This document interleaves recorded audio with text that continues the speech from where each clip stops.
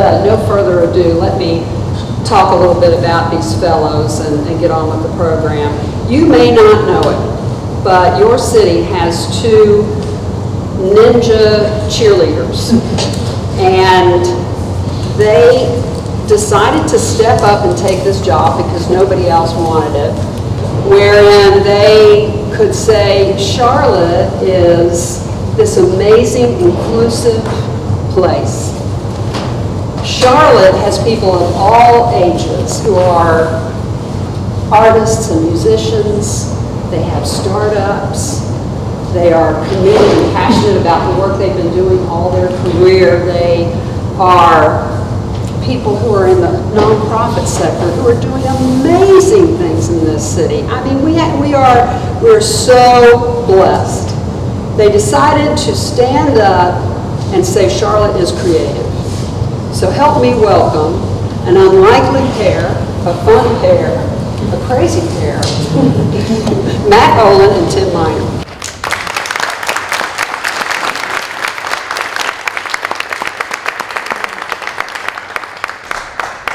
Yeah, you're over there, because my coffee's right here. Okay, very good. Thanks, Lou. It has taken a year to get back here, hasn't it? And we're across the street. I know. It's crazy. Jess, by the way, I hope you get a lot of pictures because this is one of the few times that Matt and I are on the same height level. So this alone is a treat. Thank you, Lou.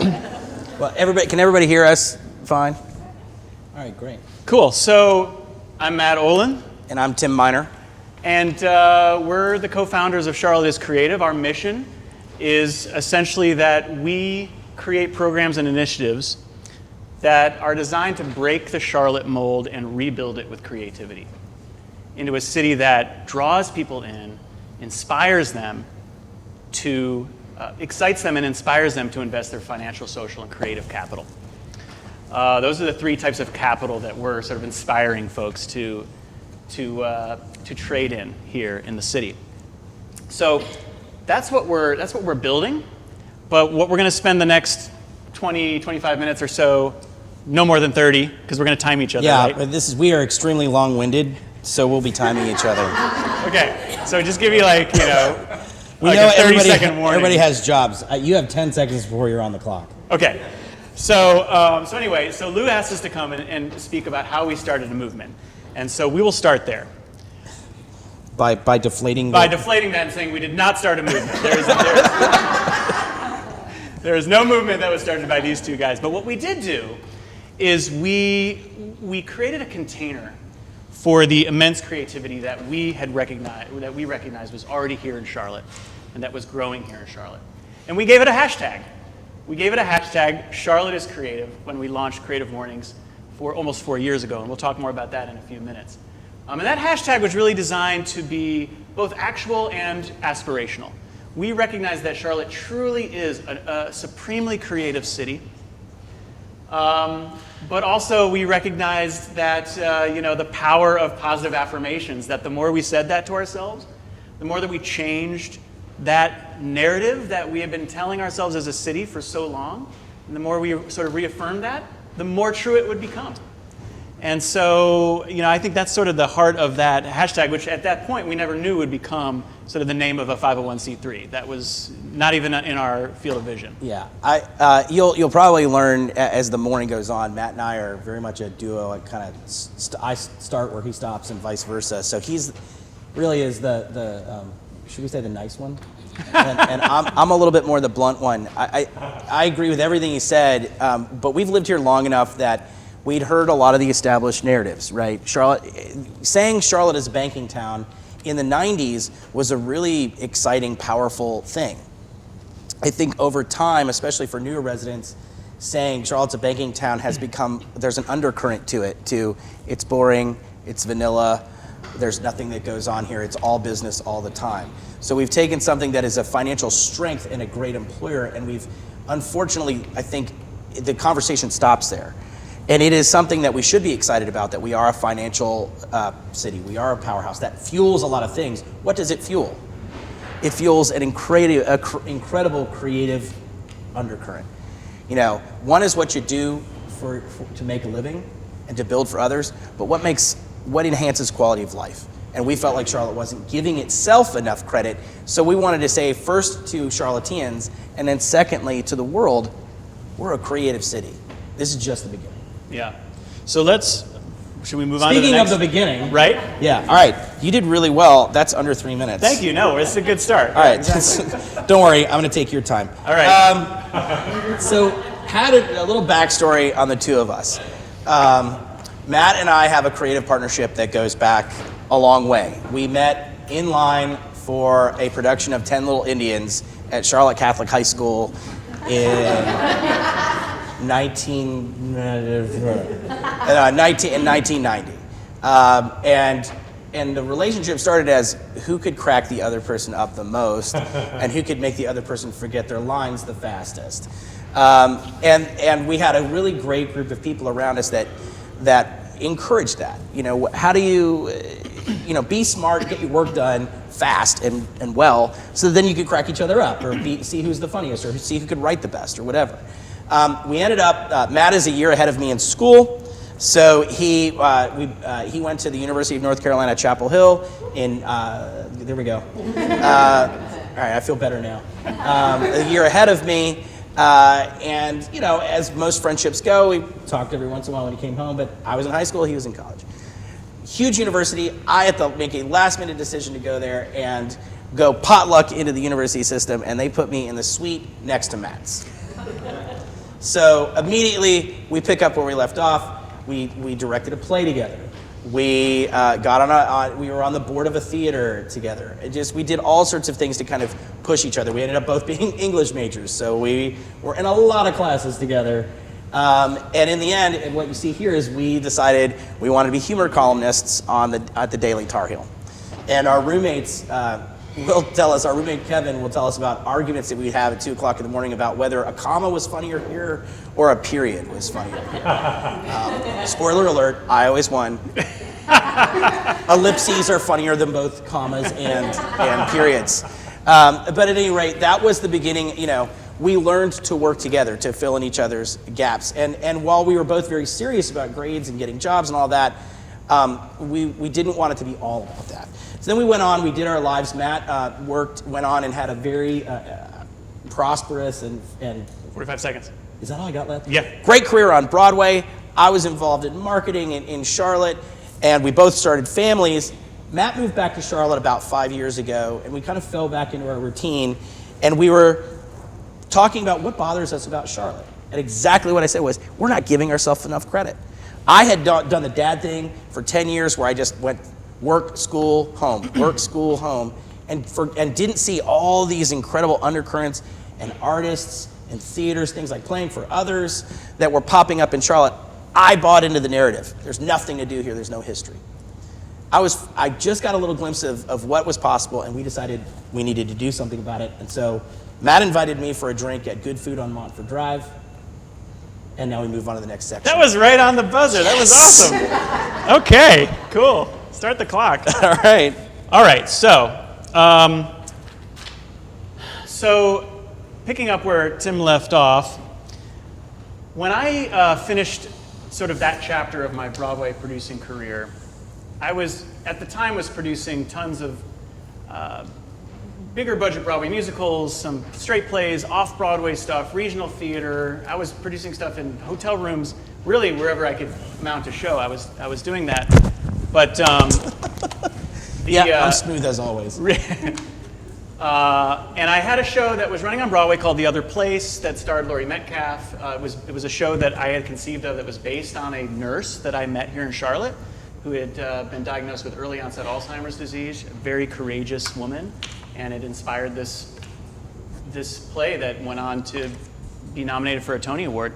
But when that show posted its closing notice and my wife and I had our daughter, it was the perfect end of that chapter, and we decided to come back, and that's where Tim and I started, picking up where we left off, having those conversations about how could we have an impact on Charlotte. And I kept saying to myself, I just want to gather creative people together and see what happens. And what sort of magic can jump forth from that sort of gathering. And then I kept saying, well, maybe it looks something like Creative Mornings that has popped up in different cities around the world, but And then there was that eureka moment where I realized, oh wait, there's no Creative Mornings chapter in Charlotte. Why should we reinvent the wheel when we can simply try to acquire the rights to do the Creative Mornings chapter in Charlotte? So we did, and the moment we got that, we knew we were off to the races. Yeah. That was that. I think it's worth noting too that at the time, Creative Mornings, it is an international organization. So there were, when Matt applied, there were just over 100. Today there were over 200. So when we meet every month, we share a common word and theme with over 200 chapters in countries, on every continent. Antarctica hasn't opened yet, but every other, I'm sure it's coming. So it's a brotherhood of creativity. I think one of the things, and I will give you back your time, but when we met, we also wanted to have a group that was non-transactional. Yeah. Again, this is not to denigrate Charlotte, but much of when we meet, it's, I'm going because I need to get a client, or I need to put forward my business, or I have an objective. We wanted this to be a very non-transactional, let's celebrate Charlotte's innate creativity, let's change the notion of what creativity means. It's not Rembrandt, it's everything from UX coding to creative problem solving to the arts. And then let's just have people believe, if I can do this and I take 2 more steps, what more can I do? So as we began to design this out, because essentially once we acquired the license to run the Creative Mornings chapter in Charlotte, the rest was up to us. Yeah, so we could kind of build, and if you go to a Creative Mornings meeting in any other city in the world, that experience is going to reflect the needs and the personality of that city and its citizens. So the Charlotte gatherings feel unlike any other city out there. 1 minute, my man. 1 minute, okay. Essentially, at the end of the day, what we want to do is create a free monthly gift to our fellow citizens, where we were truly celebrating the creative spirit of our city, the innate creativity inside of each other. And the moment word started to get out that we were about to start a Creative Mornings chapter here in Charlotte, a handful of incredible people began raising their hands and saying, let me be on the volunteer team. And one of whom is the bearded gentleman right Steve there. Whitby in the back, who hates us to point at him. Being noted. Yeah, I can say he look how uncomfortable he is.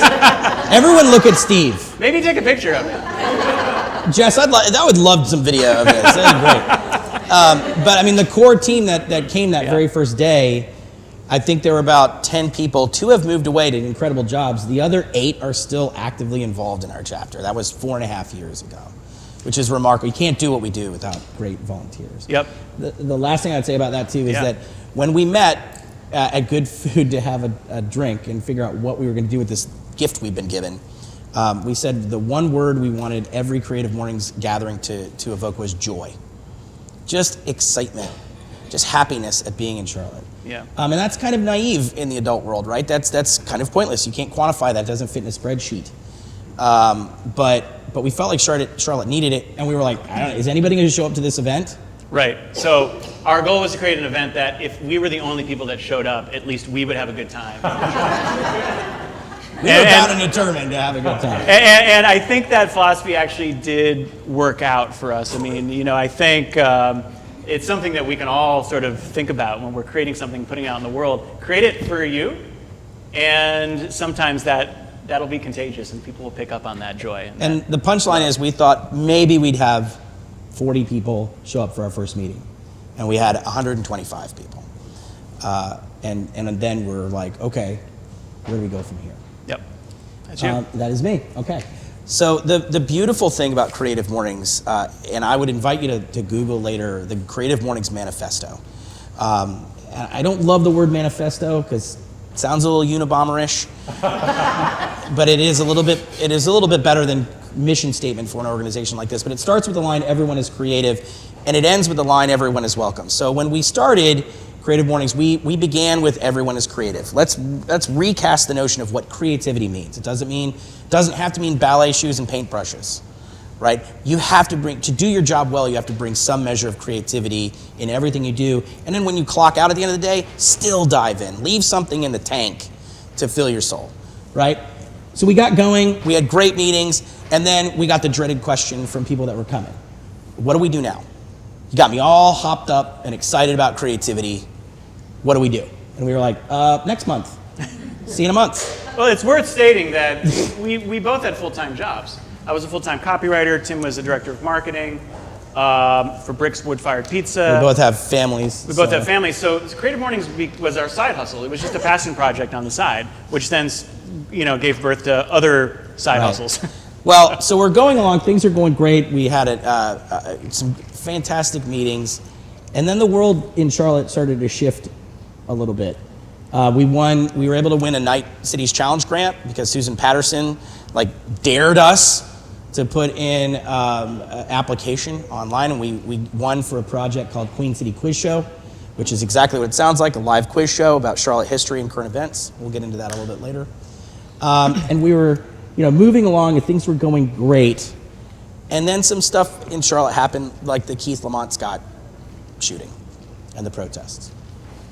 And suddenly you start looking at creativity with different eyes. We're looking for things in Charlotte that create commonality, because there's enough stuff that drives people apart. Creative expression is one of those safe places where we can all get together. I have to say, this is probably dangerous to say in a room, but I went to see Hamilton when it came in. It has this beautiful, diverse cast, and people are giving it standing ovation after standing ovation. And I turned to my wife and I said, I wonder if one of these actors knocks on a member of the audience's door at 2 o'clock in the morning because they had a flat tire, if they would open the door after we just gave them a standing O. But those spaces, that creativity, people feel comfortable letting loose a little bit. And then we had the good fortune, I know I'm coming up on it, to meet a woman by the name of Davida Galloway. So if you don't know Davida, she should be here next because she's way wiser than we are. But Matt put something up on his Facebook page. Davida took issue with it. A war of comments started on Matt's Facebook page, and Matt called up and said, what are we going to do? Well, in today's world, right, it's easy to fire back or to ignore. So we decided to take option C, which was, would you like to have a cup of coffee? We went into that coffee like this, and we left that coffee, and I called him and said, everything we're doing is about to change. This is about more. We have to lean into everyone is welcome. There are people all over this city that don't feel like they have a place. They don't feel like people see them. They don't feel like people recognize them. They don't know what's inside. We have to do what we can do. We can't change it, but we can be part of that change. And so one of the last things that came out of that was the development of what we call the HUG Micro Grant Program. Conversations we had with Davida were, applying for grants is hard because sometimes the amounts of money are way more than I need, and the structure to get them is, I need it now, not 6 months from now. I don't have time to fill out a 12-page document, and I have to have 3 degrees in order to write the way that the grantor wants to hear it. So we came up with a program, thanks to our amazing sponsors, where we gave out $250 micro grants to cool ideas. It's a 5-question questionnaire, and we'll give you the money 30 days after we accept you, sometimes 10 days. Just to see, as Matt said, can we start little fires that create amazing things all over Charlotte? That was 2.5 years ago. We thought we'd do 1 a month. The second month we did 3. The month after that we did 4 because people kept coming forward. Organizations like Crescent Communities that supported it and liked it. We have now given out over 150 micro grants, and there are projects going on. There are businesses that are doing better today just because of a pat on the back and $250. We didn't do that. We're not taking credit for that. They just needed a little nudge to move forward. Nice. So, funny enough, when we were sitting down with the esteemed Mayor Harvey Gantt, everything we've gone through is worth this story. Right. So this is the first major public event at Camp North End where 750 people showed up to watch me interview Harvey Gantt. And when we sat down to try to convince Mr. Gantt to do this, his question, after sitting with us at Mug's Coffee for a little while, he said, so are you two independently wealthy? How are you? He used the words, he goes, so what's your deal? Are you guys trust fund babies? Trust fund babies. Trust fund babies. And I looked at him and said, Mr. Gantt, I'm late for work right now. Oh man. So But at this point, we were running We had a micro grant program. We had creative mornings, and we were supposed to do 5 quiz shows in the course of our grant cycle, and we did 15. Yeah. Our wives are extraordinarily patient. Yeah. So we had 3 side gigs. Right. So it sort of began forcing the conversation between Tim and I. I mean, we're certainly feeling pushed by our fellow citizens and other stakeholders in the community to see how far we could extend our reach and our impact and how much more we could do, sort of riding the wave of creative energy that clearly we had tapped into. But we had to figure out logistically for our own lives, like, well, what does that look like? You know, I guess it looks like trying to make this our day jobs.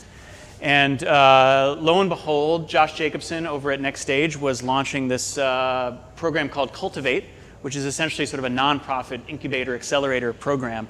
It's a 12-month, it's essentially like going to grad school for running a nonprofit. I mean, it was a very intense program, but we were accepted into the inaugural,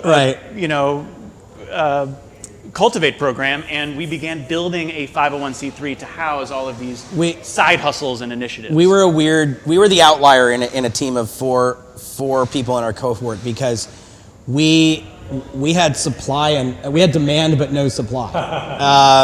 And we always said we felt like we were like flying the airplane while building the airplane and learning how to fly the airplane we were building. And training the flight staff, right. I think. The flight but this crew. Cultivate program was so intense and so incredible that we went to the first class and I quit my job the next day. Now, luckily, I worked for Bricks Pizza. They gave me 9 months to transition out, but yeah, it was intense. Yeah. So we began to build out a nonprofit structure and architecture that could become a sustainable organization, allow us to continue to grow the initiatives that we had started. And we have a ton of stuff sort of floating around in the back of our heads that we want to bring to the surface as well. And this led to figuring out, well, what does sustainable income look like for a nonprofit? What does it contributed revenue to earned revenue look? What's the balance there? Can you make contributed revenue function like earned revenue? Yeah, so what we began doing is building out programs that really kind of felt like more like an earned revenue structure for a nonprofit that also happened to be supremely aligned with the mission of that nonprofit. So everything from the biscuit, which we're going to talk about in a few minutes, to internal programs at companies that are sort of built to attract and retain talent inside of those companies are all very aligned with our mission, an extension of our mission, and also is designed to sustain the nonprofit for the long term. Well, and I think too, we spend a lot of time with our sponsors saying, how can we co-create programming that not only that, there's one thing you give us money and we go do good with it. There's more that we can go, and can we create content that is good for the community to know, but that reflects well on your organization? So companies like Crescent Communities, Ben Watt, thanks for being here, appreciate it. Ortho Carolina, Blair Primus and his whole team there. Four Eyes, this guy, Michael, I can't even begin to tell you. He's now our board chair, but he's also donated so much time and effort and resources to our organization. Ray Ward, Jennifer Appleby and her entire team, Riem Prize Fund, Charlie Elberson, and so many more. These are all companies that started to step up and say, we see what you're doing, we see where you're going. We don't entirely know where it's going to end up, but we trust you, and we're going to jump on board. And with a side order of the message, too, of you've worked very hard to attract and develop talent within your organization. You want them to be happy and proud of the city that they live in. That's going to keep them here. That's going to bring the best out of them. We don't want to recruit somebody, they don't find their tribe, they don't get excited about the town in which they live, and they take their talent, their money, and their potential elsewhere. We want to keep them here, and we want to change the notion of what it means to be a Charlottean. When I started my career here in the 90s, it really kind of was, before you can make an impact on Charlotte, you need to have put your 10 years in, or you need to have a VP in front of your title, or you need to be able to stroke that big check. And what we're trying to say is, the minute you move to Charlotte, get involved in something. Explore the city. That makes you a Charlottean. You can start building right away. You can go to a bigger town where the rules are established and play by their rules, or stay in Charlotte and help us write the rules. So Creative Mornings is underway, Queen City Quiz Show is underway, the Hug Microgrant program is underway, but we knew there was something else that was a big missing piece for us. So one of the challenges that we have is, how, if you've got this if you've got a lot to say, as we've gone around and we started gathering people together, everybody in this audience has a story. They're coming to us. Hey, I have an event. Can you help me promote it? Hey, I have this. How do I make my idea better? We spend a lot of time in consultation with people that have nascent ideas, right? And so we're like, well, okay, we've both spent time in public relations. If I work really hard and I'm really clever, I might get 6 placements a year in established media. I need something that not only if I think a story is great, I can get it out there, right? But I also need to tell those stories in new ways. Like Matt and I, as you can imagine, a little untraditional. We like to laugh. We think that humor, and we use the Mary Poppins rule a lot. A spoonful of sugar makes the medicine go down. So if you can get people laughing and disarmed, then you can start delivering the really, really difficult messages or getting them to look in the mirror a little bit more. So how do we do that? We decided to start a media channel called The Biscuit.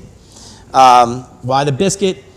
Clearly we ate a lot of Bojangles in college. And we have an article on The Biscuit about how much Bojangles we ate in college, and I'll leave that to you guys. But at any rate, it's amazing we're still here. Yeah, no, I just don't go to the doctor. That's why. No news is good news. But at any rate, everything tastes better in a biscuit. It's fluffy. It's layered. And so we decided, what do we do with that? We want to tell stories that are a mixture of humor and heartfelt about the creative community in Charlotte. So we create every week a new video that is kind of like a mixture of Saturday Night Live and The Onion, because we want Charlotte to take itself a lot less seriously, right? If you're laughing at something, then you can go, I do that. I mean, if you look at the videos, it's about 80% autobiographical about this cat. But anyway, then we use podcasts so that you can hear the creatives. We want to explain, what do creatives from startup entrepreneurs to successful artists, what do they go through? How is the sausage made? Who are the people behind the murals? We even ask, I'm doing an interview next week, the people that put stickers on stop signs. Why do you do that? What are you trying to tell Charlotte about your life? So that when I'm sitting down with someone that has a great idea, we can go, we got a medium for that. So podcasts, videos, a newsletter that comes out, and a website that Michael designed that is all designed to get people to explore Charlotte. So we all love Plaza Midwood and South Park and NODA, so many more neighborhoods, and so much stuff we walk past every day that we don't know who did it, how it got there. That's even if we see it. So The Biscuit allows us to do that, and it allows us to go to our partners too and say, let us tell your stories in interesting ways. The corporate press release is great. How can we tell about what you do in an interesting way and how it contributes to life in Charlotte? So that's what we're doing with it. I would say that there are also incredibly creative fellow citizens residing in those various neighborhoods that don't get all the love and attention that some of the other neighborhoods do. And part of our goal is to really tell their stories as well. And to Tim's point, we really wanted The Biscuit to be a reflection of the spirit and tone of Creative Mornings that people had become really used to, which is this ability, it's almost like dramedy, right? Like this ability to laugh and then have a hard conversation in the same breath sometimes, which really feels like a full meal. And that balance, that ability to sort of make people laugh and then also have the hard conversations is, I think, a tone that's additive to the Charlotte media landscape. There isn't really a media outlet in Charlotte that's trying to sort of tell stories at that frequency. And so we're really trying to... A little bit of smirk and then a lot of heart with it. Yeah. I would say, too, what we noticed early on with Creative Mornings is we have lots... Who's been to a Creative Mornings? We didn't even ask. Who's been? All right, we want to correct that immediately. A lot of work to do. So come see us afterwards. Every month, first Friday of every month, it's totally free. And, it'll be you and 400 other Charlotteans that morning. But on the course of that hour and a half that we put that on, we have musicians, we have 30-second pitches where people that have ideas can come up and do a live commercial on the stage. There might be 12 to 15 people that grace that stage. And we've started to see that those people now become speakers. They get asked to do things. For whatever reason, we've been given a stage. And so The Biscuit is another way for us to put more and more people on there, because we all know once somebody does this speaking engagement, they get asked to do these 10. So then for the next year, they kind of dominate the scene. Well, how can we get more and more people and more perspectives known and out there to widen all of our perspective? All right, you got 4 minutes to address lessons learned. Here we go. So these are you could take these as they come, but I will say that Matt and I have used Creative Mornings as a lab. The first thing that we do at every Creative Mornings meeting, generally, Matt will greet everyone. He'll give them something interesting to think about that morning, and then we begin making fun of each other. Or we screw something up, either intentionally or unintentionally, and we own it. Because by us being vulnerable and saying, this is what the creative process looks like. You make mistakes. Striving for perfection, and getting everything right, that's a pipe dream. Try it, right? So the very first thing is something that we learned from, we were very fortunate to get to hear Seth Godin speak last summer, and he said, we've all heard death of perfectionism. His take on it is start shipping and start shipping today. Every day, make something and put it out into the world. Is it going to be ready? No. But if you put 365 things out into the universe every year, something's going to stick. Something's going to click, maybe with you or with somebody else. So do it, ship. Own that it might not, that it might just be the beginning of an idea, or it might be a misguided idea that's going to lead to something better, but ship it, put it out there. So we've definitely learned that. We want to, for other people to be creative, we have to be very transparent about our creative process and how we do things. And that means owning things. Like at Creative Mornings, we got tired of reading the list of sponsors, like we were, and so going, okay, our sponsors are over to Carolina, Crescent Communities. So we just decided to start singing to them. So every month, we sing a song, a parody song to them. Last month, it was Unforgettable. Matt was not there, so he was on screen like Nat King Cole, and I was like Natalie Cole singing along with him, right? A lot of the notes, totally missed, but we put it out there for people to see. This is a big one.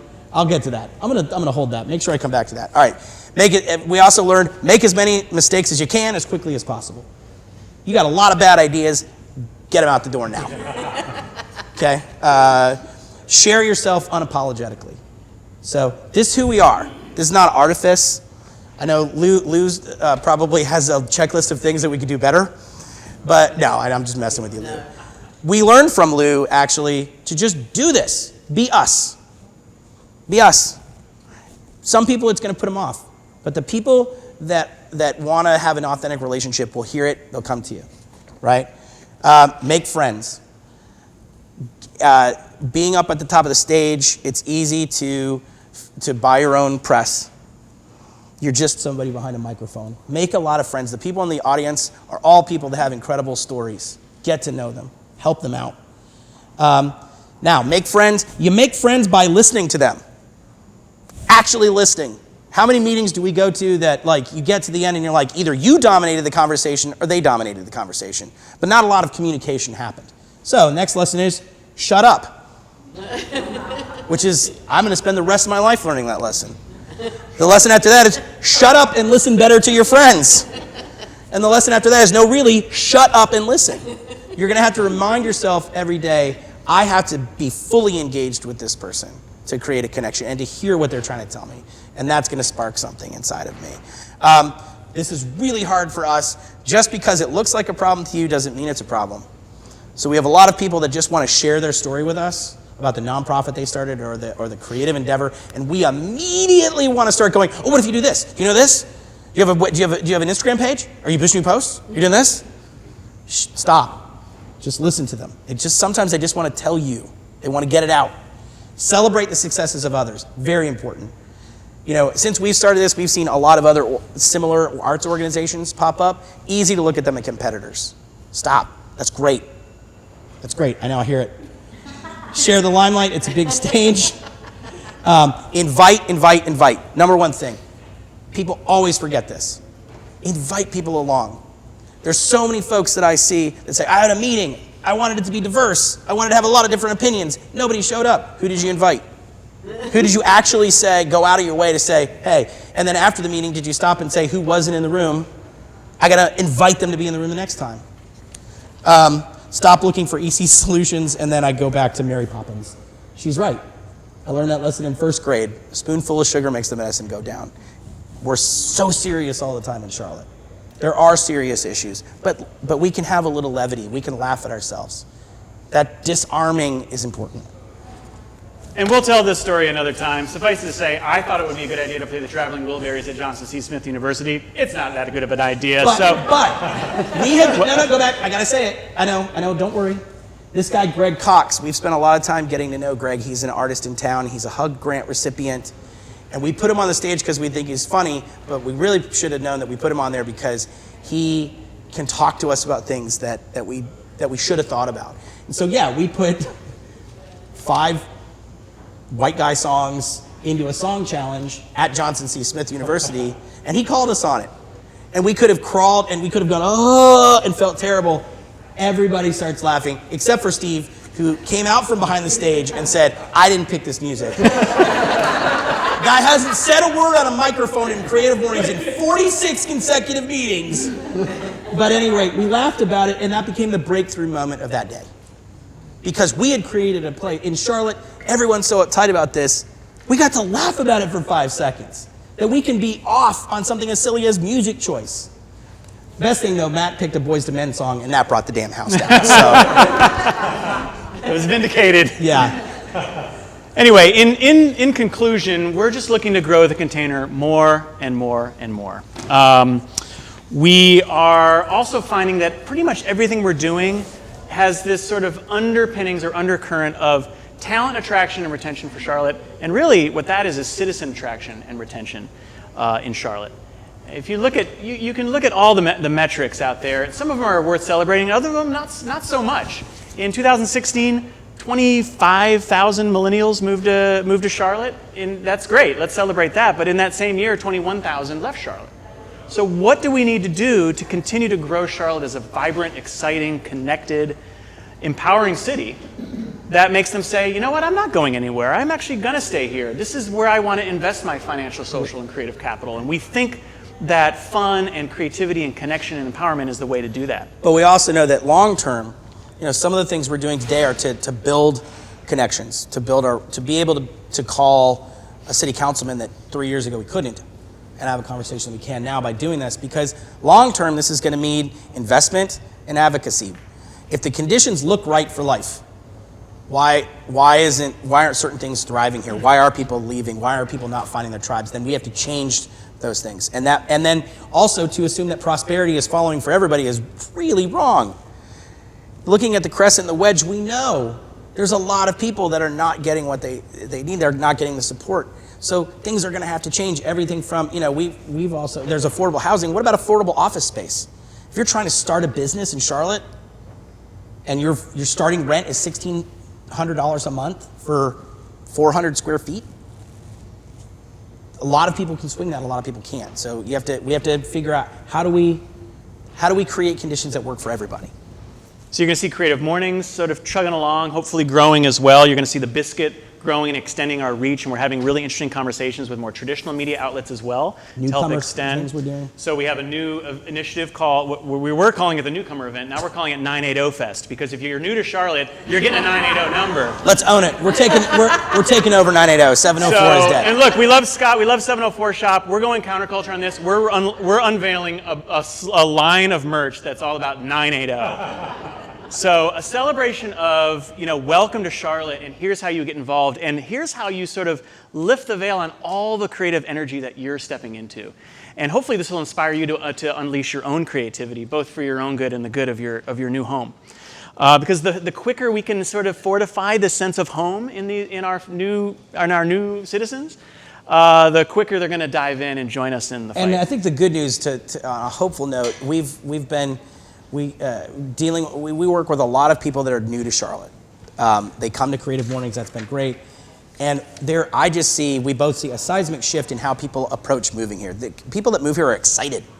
It used to be like, I got transferred, I followed my boyfriend, whatever. People are excited to be here. Yeah. How do we keep that excitement going? How do we get them involved? How do we make them Charlotteans, right? How do we graduate them from somebody who just moved here and thinks in 9 months I'm out, to they start with an apartment, then they buy a home, then they rent office space, they start a business, they employ more people, they need bigger office space, right? And all that is good to employ our citizens. We need those conditions where you can go from a germ of an idea to a great idea.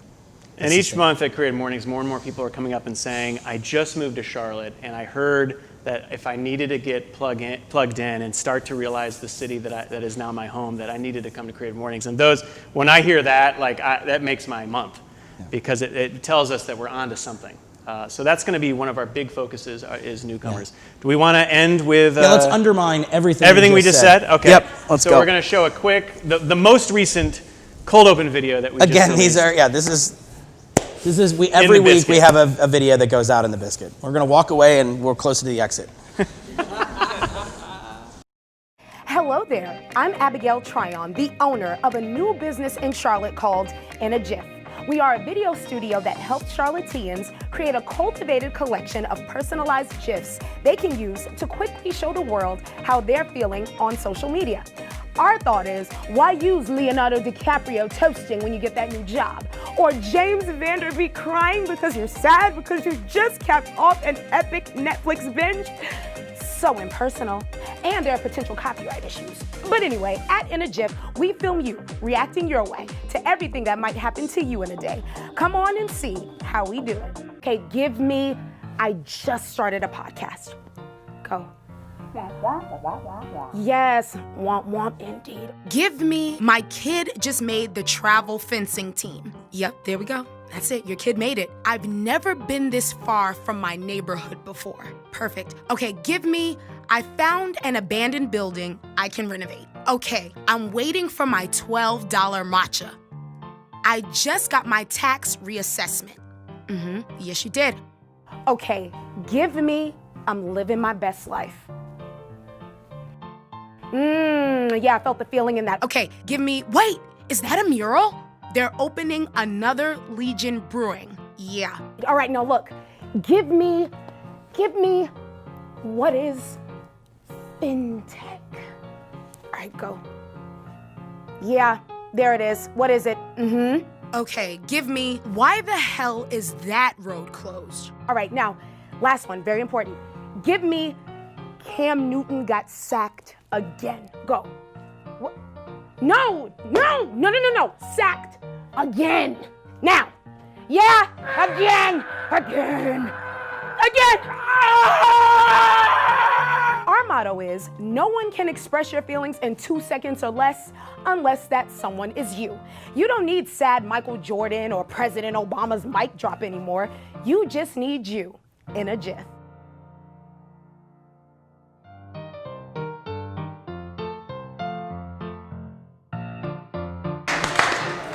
So I think... we did, our videos always end not thanks to our sponsors, but it's please don't hold us against our sponsors.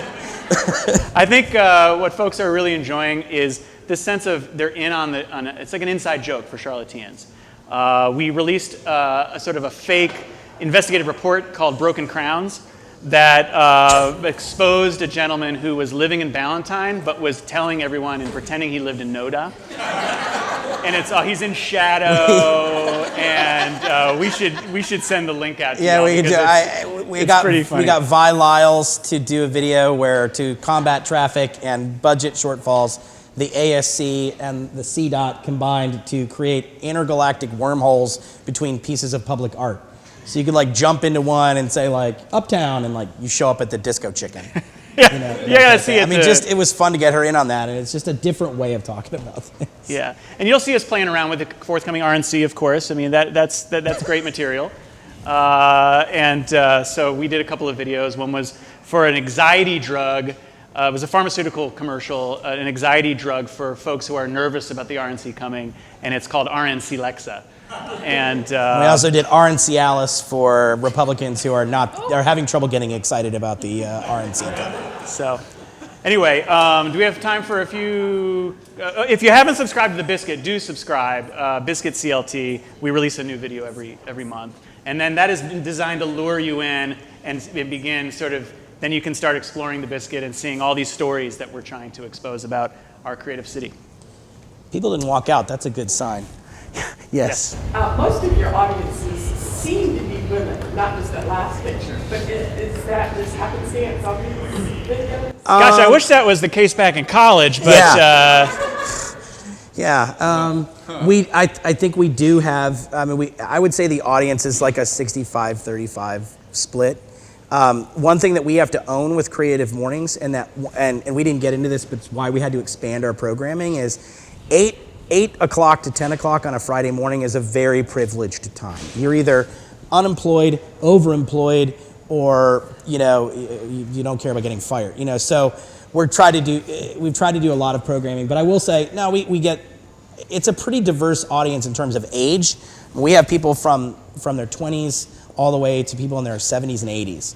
So age-wise, I think it's a fairly racially diverse group, but not as much as we want. We want, again, that's where the invitation comes from, is keep asking people. And really a wide array of career. We do have a lot of women, but I think maybe the pictures oversold it a little bit.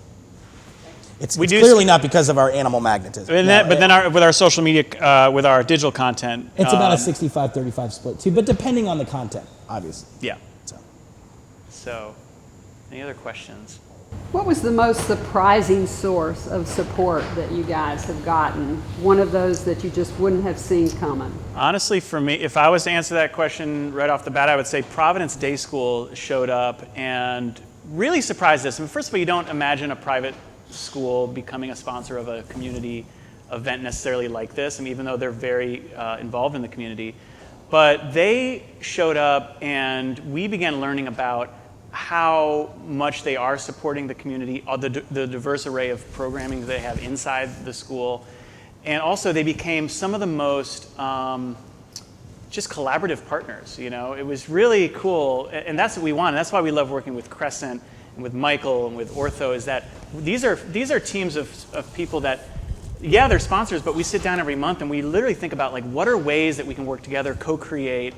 And Providence Day was a surprising sort of, I didn't see that coming, but they've been great sponsors for a while now. On my side, I think it was the city of Charlotte. I started my career at Charlotte Center City Partners in the late 90s, and so I did a lot of work with the city, and it was there's a wave of kind of there's I think a more accepting wave that I've found now of people that work there that want to try to do things in new ways and not so institutionalized. Every time I don't find myself filling everything out in triplicate. They've really gotten behind, like, from Queen City Quiz Show, frankly, was a little, just even in its conception, was a little critical of the way that community engagement had been going on, that so much of the way we convey important information about our town is done in a very boring classroom-like setting at a time. It's like after work, the last thing I want to do is sit through an anagram-ridden speech. And so we did Quiz Show to try to bring some fun to it. And the city was one of the very first supporters to jump on and say, can you do this with this event? We did, the very first quiz show was a city-sponsored event. The very first bilingual quiz show was one that Tom Warschauer and his team were like, we want to think differently. So that has been very surprising and makes me feel very hopeful for the future of Charlotte, that there's a wave of people in the city that kind of want to do things differently. And Taiwo Jayoba is going to be our speaker at the next Creative Mornings on October the 11th. And we were like, we went up to meet with him, and the city planning department we give away free posters every month at Creative Mornings, and there were Creative Mornings posters all over city planning. And he was like, yes. So in the 90s when I was doing work with the city, it would have been 9 months of begging, and then it was going to be approved comments.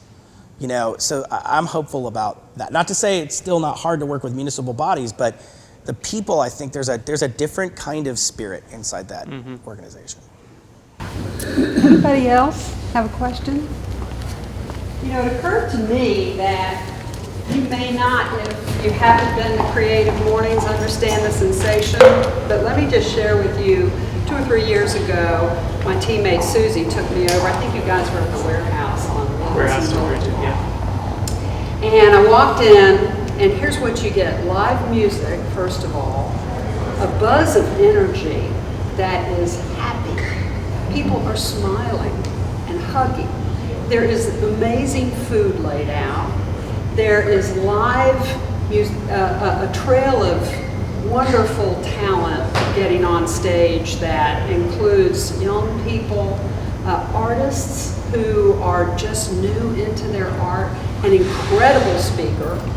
And before the speaker, there's this show going on that honestly, back when I first got into TV, we would, there were live shows where the sponsors would come on and do their own commercials. Well, these guys are doing live commercials for their sponsors that are entertaining.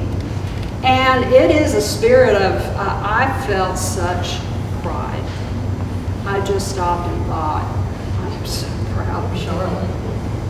These are my peeps. Where have they been? There are 400 of them here, and sometimes 700. And so you have to come, you have to experience it. And just help me thank our cheerleaders. Thank you, Lou. Thank you. Thanks, everyone.